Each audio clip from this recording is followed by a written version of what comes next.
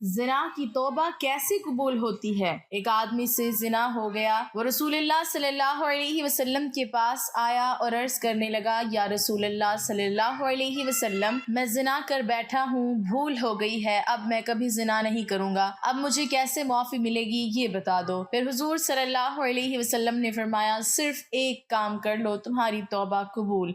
बिस्मिल्लाहिर्रहमानिर्रहीम। वाज़िह रहे कि जिना बहुत बड़ा गुनाह है। कुरान और हदीस में जिना की सख्त मजम्मत बयान की गई है और जिना करने वालों के बारे में सख्त वईद नाज़िल हुई है। हदीस मुबारक में है, सातों आसमान और सातों जमीनें शादीशुदा जिनाकार पर लानत करती हैं और जहन्नुम में ऐसे लोगों की शर्मगाहों से ऐसी सख्त बदबू फैलेगी कि जिससे अहले जन्नत भी परेशान होंगे और आग के अजाब के साथ उनकी रुसवाई जहन्नुम में होती रहेगी। एक दूसरी हदीस में है, हजरत अबू हुरैरा रज़ियल्लाहु तआला अन्हु रिवायत फरमाते हैं कि रसूल अल्लाह सल्लल्लाहु